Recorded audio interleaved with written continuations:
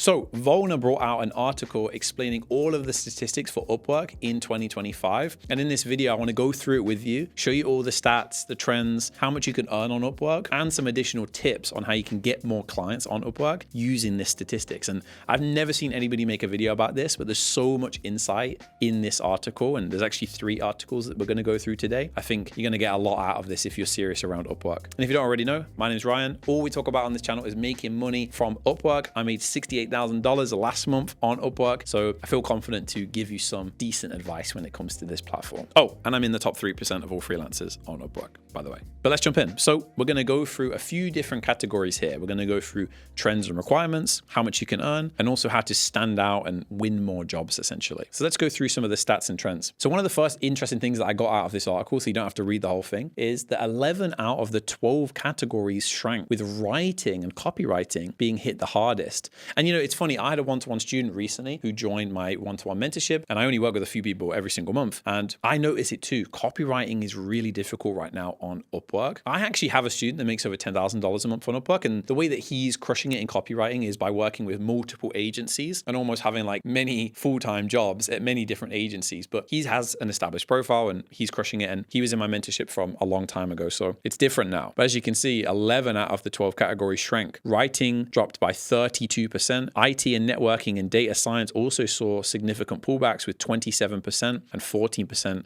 respectively, if that's how you say it. However, the ever dominant web and mobile development category even shrank by 13%, which is interesting, you know? However, AI apps and integration especially has seen a 2x growth in 2025, yet it's quite niche compared to other specializations, which is funny because I picked the AI automation niche, so maybe I just got lucky with that.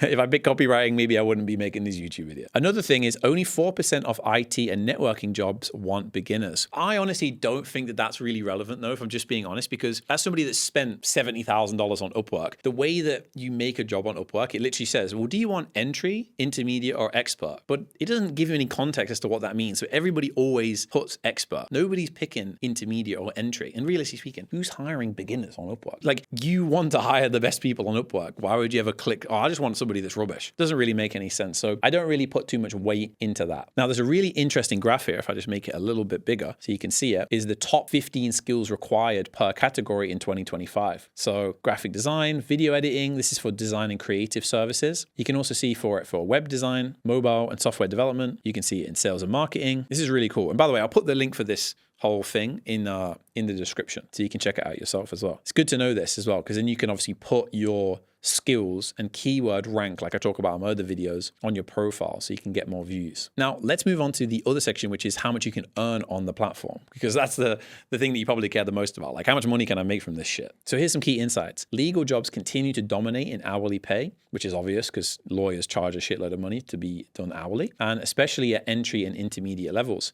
However, admin support and customer service remain the lowest paid categories. And that's expected. Like, I get a lot of people messaging me and being like, hey, I want to do customer support or VA work on Upwork. And although I get it, it's like, just pick a niche that you can make more money. And like, what? It's like playing your life on difficult mode or like veteran mode on Call of Duty. It's just not necessary. Like, just pick a better niche and learn the skills that are necessary to fulfill on that niche, essentially. Another thing is creative and writing work is more often fixed priced, while service-based roles stick with hourly billing. Web and mobile development projects lasting 3 to 6 months now reach up to $5,000, making it the highest paid category for fixed price jobs. So let me say that again. Web and mobile development now have the highest paid category for fixed price jobs. And I've experienced that because I've had clients for $15,000, $30,000, even clients over the next 6 months, which is around $180,000 as a fixed price, not as an hourly job. So it does make a big difference. And even like, I have a client that's like $12,000 a month, which I've had since November or December. And it's funny, like, it's hourly, but you can set it so that it's a weekly payment. So it looks hourly, but it's weekly payment. So I've definitely experienced that too. Another thing is legal experts on Upwork earn $50 to $150 an hour, which is like awesome. Good for them. I don't know anything about that niche, to be honest. And fixed price budgets, $20 to $150 for short gigs and up to $5K for big dev contracts. And you can kind of read a little bit more about that here.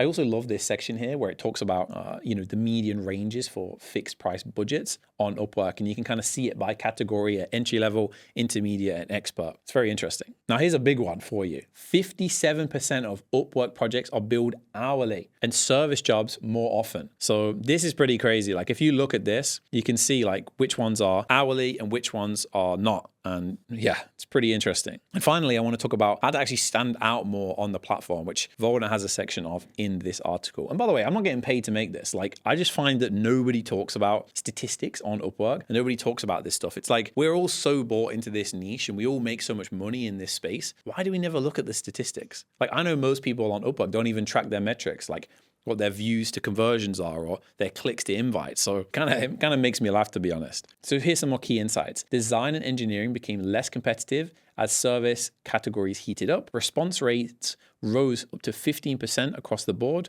up from 11% in 2023. Translation jobs saw a surprising spike in entry-level responses, with nearly 1 to 3 in applicants interviewed. That's super interesting, because I would have thought with ChatGPT or something, and the rise of AI, that translation would just be like a dead niche now. So that's interesting. More clients are actively reaching out to freelancers. The share of projects with no invites fell from 64% to 60%. And I can tell you, I have experienced this. In my experience, I get as probably many just direct messages as I do invitations, which is pretty interesting, because in the past, that never happened. I would either get an invitation or I wouldn't get a message at all. Another thing is unanswered invites surged across categories, but development remains the most responsive. So it seems that in the development niche, the clients are the most responsive. And I think that's real, because sometimes people just put out jobs on Upwork and they're not really serious.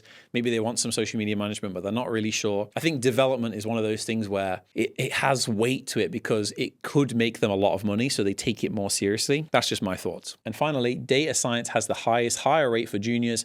Half of such projects end with a successful hire. So that's pretty cool. And also, competition is up 20% in customer service and down 9% in design, which is pretty interesting. Here's another thing for all of you lawyers and translators. Legal and translation jobs get the highest response rates, which is surprising.